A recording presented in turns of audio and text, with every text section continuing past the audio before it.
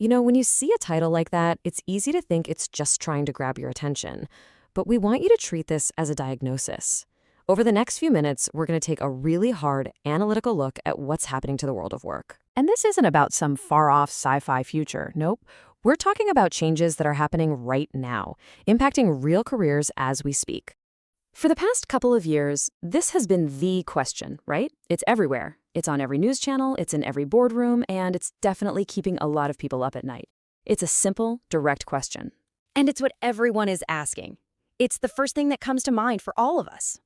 But here's the thing. What if that's not just the wrong question? What if it's actually a dangerously misleading one? What if focusing all of our energy on that one question is making us completely miss the real shift that's happening right under our feet?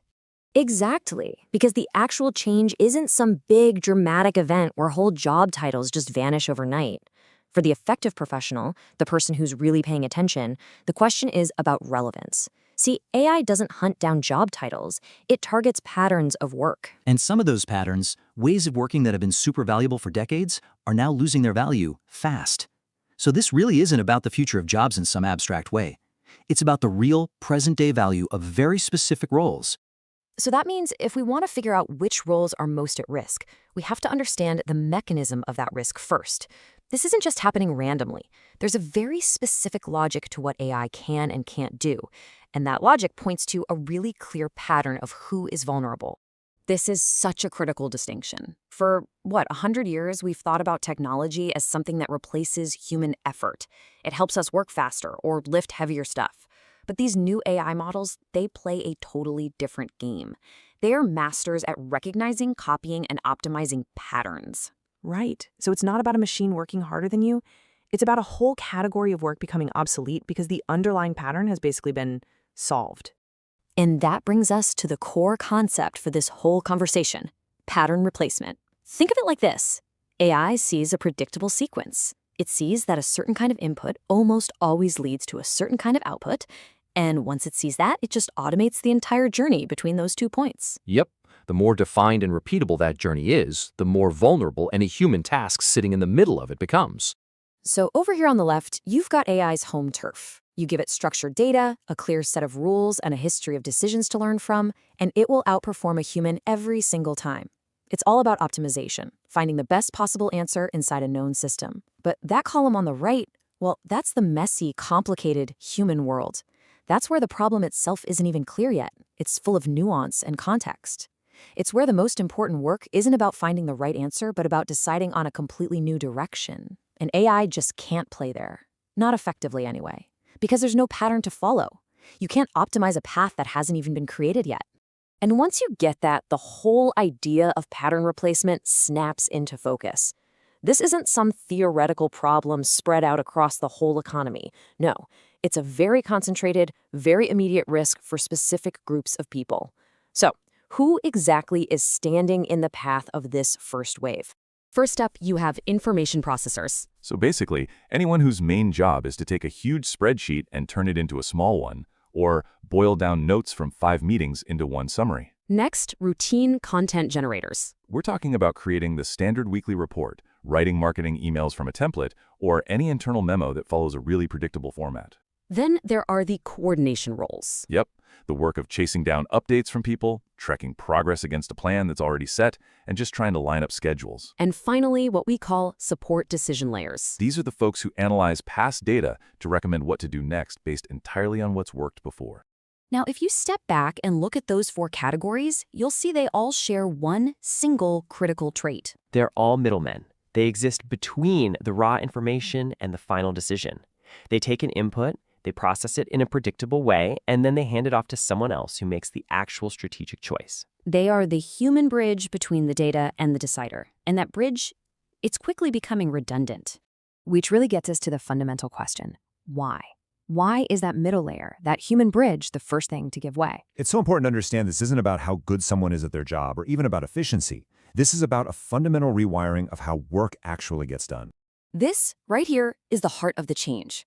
For decades, the journey from a mountain of data to a clear insight, or from a really tough question to a smart answer, took a ton of human labor. That gap was where millions of us have made our careers. AI doesn't just make that journey faster. It literally collapses the distance. The gap itself is vanishing. Okay, so this is how things used to work. You had raw data, a sea of numbers and reports. You absolutely needed a human in the middle, an analyst, a manager, to interpret it, to make sense of it. Only then could a leader get an insight and make a call. That second step, human interpretation, was the engine room. And this is the new reality. The flow now goes from data straight to AI, which then produces the insight for the leader. That whole human interpretation layer, it's not just being automated. In a lot of cases, it's being designed out of the process completely. It's a crucial point. It's not that the person is being replaced by a robot that does the same thing. It's that the system is being re-architected so that job just isn't required anymore. And this gets to the core illusion that a lot of professionals have right now. They think that because their job is knowledge work, because it requires a degree and involves handling complex information, that they're safe, but they're missing the entire point. Their knowledge is really procedural knowledge. It's knowing a process, a repeatable pattern, and that is precisely the type of knowledge that AI can learn, scale up, and execute infinitely faster and more consistently than any team of humans ever could. Okay, so after laying out the problem and pointing to these at-risk patterns, the big question is, what do you do? And the answer isn't as simple as learn to code or get good at prompting. It's a much more fundamental shift in where you place yourself. It's about moving from just processing things to owning them. And I can't stress this enough. This isn't some 5-year professional development plan. If you recognize your day-to-day job in those descriptions of the middle layer, the time to start planning your move was yesterday. This is happening now. The urgency is absolutely real. So the first move you have to make is from just handling information to owning decisions. You have to be the one who is accountable for the final call, not just the person who puts the presentation together. The second big shift is from executing well-defined tasks To defining undefined problems. Your value is no longer in doing what you're told, but in being the person who spots the next big challenge or opportunity that no one else has even thought of yet. And the final critical pivot is from just supporting outcomes to controlling outcomes. This is the difference between being a helpful contributor to a project's success and being the person with the authority and accountability to make damn sure that outcome happens. It's the difference between being on the ship and steering it. Because look, let's be real about what this technology can do. It's incredibly powerful. It can generate answers to hugely complex questions. It can spit out a dozen different solutions to a problem. It can even structure your thinking and lay out all the pros and cons for you. But the final call, the judgment, that still has to be human. For now, the place where we are uniquely valuable is in that act of judgment. It's in deciding which problem is actually worth our time in the first place. It's in choosing a strategic direction from all the possible options. And ultimately, it's about taking full accountability for the decision you make. That right there, that is the safe ground. That's the territory of ownership. So moving toward that safe ground of ownership is clearly the critical first step. But it brings up an even deeper question. A lot of people think the answer to all of this is just to get better at using AI tools. But what if that's just another illusion? What if becoming a more efficient user of the exact tool that's making your core tasks less valuable isn't a strategy at all, but actually a trap? Why is just learning AI not going to be enough to secure your future? That's the question we're going to tackle next time.